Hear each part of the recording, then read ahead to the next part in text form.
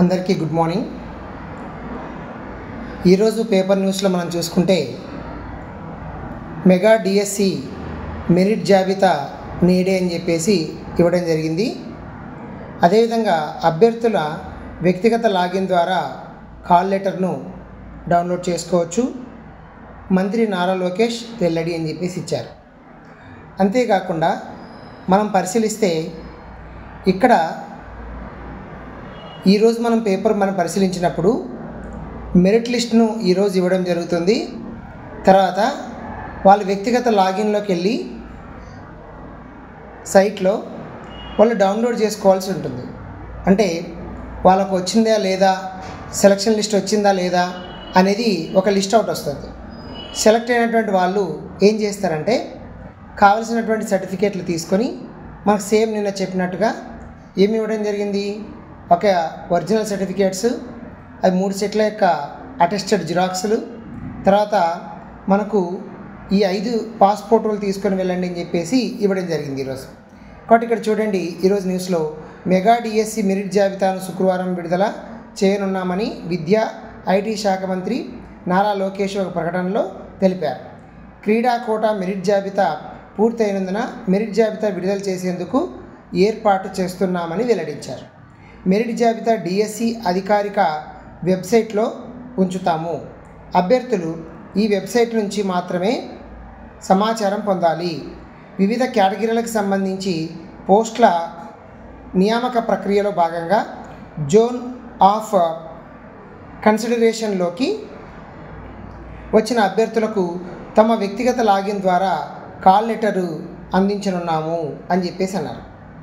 అదేవిధంగా అభ్యర్థులు సంబంధిత ఒరిజినల్ సర్టిఫికేట్తో పాటుగా ఇటీవల తీసుకున్న కుల ధృవీకరణ పత్రము, గెస్టెడ్ అధికారితో ధృవీకరించిన 3 సెట్ల జిరాక్స్ కాపీలు, 5 పాస్పోర్టులు, ధ్రువపత్రాలు పరిశీలనకు హాజరు కావాల్సి ఉంటుంది.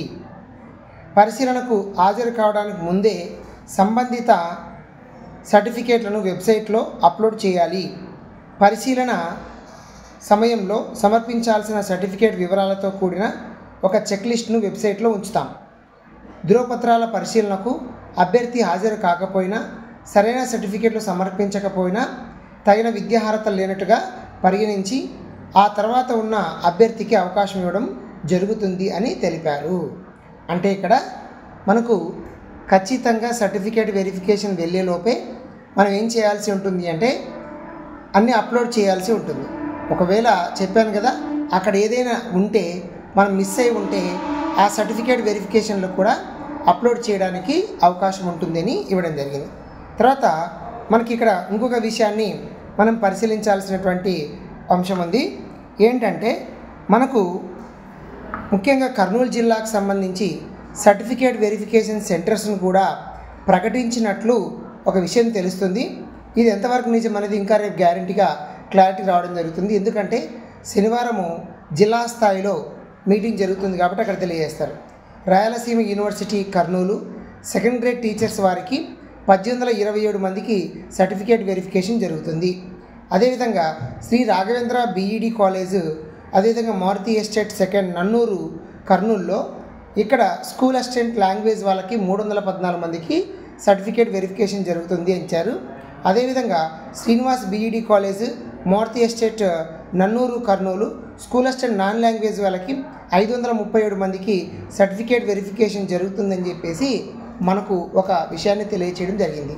కాబట్టి ఈరోజు మనకు మెరిట్ లిస్ట్ వచ్చిన తర్వాత ఎగ్జాక్ట్గా క్లియర్ కట్గా అన్ని విషయాలు ఐడియా వస్తాయి. కాబట్టి మీరు మెరిట్ లిస్ట్ను చూసిన తర్వాత కావాల్సిన సర్టిఫికేట్లను డౌన్లోడ్ చేసుకొని వీలైతే వాటిని అప్లోడ్ చేసేటువంటి కార్యక్రమం చేయండి.